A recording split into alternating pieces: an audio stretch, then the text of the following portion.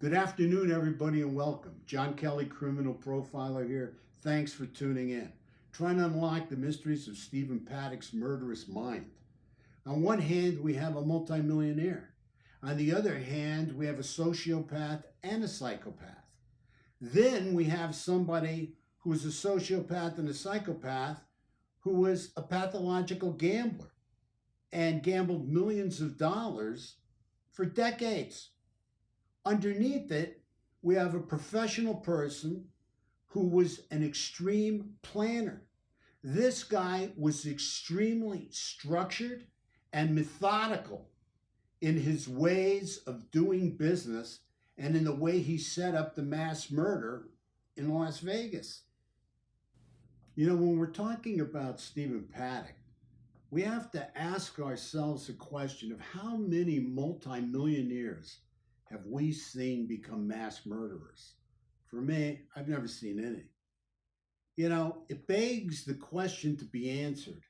Why would a mass murderer who had everything to live for decide to become a mass murderer and commit suicide?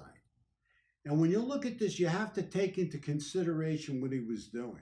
You have to take into consideration not only his childhood and the life he lived, but you have to take into consideration the habitual compulsive gambling.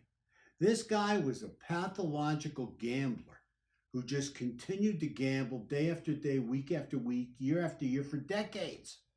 And the more gambling that took place, the more stimulation of brain chemicals that took place. And the more stimulation of brain chemicals and neurotransmitters, the more depletion of brain chemicals and neurotransmitters, which can lead into a very deep depression and eventually become a pathological gambling psychosis.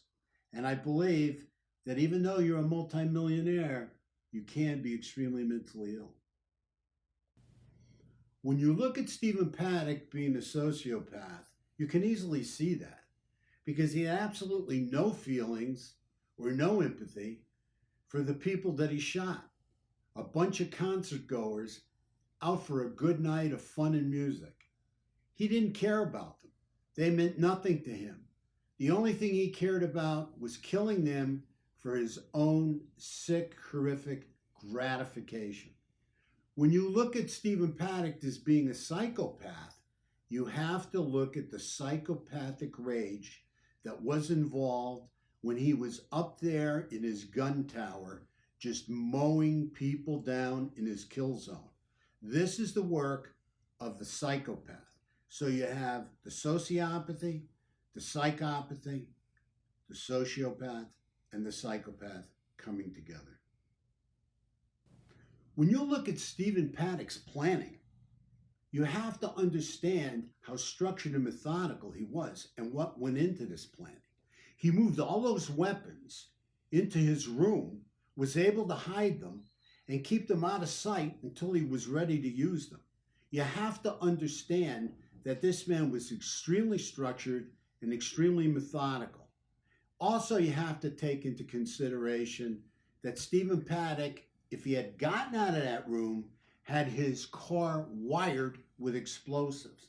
So if Stephen Paddock did get out of that room and was able to make his getaway, eventually, I think he would have went into a bigger burst of glory and exploded his car around the first responders and took a lot more people with him.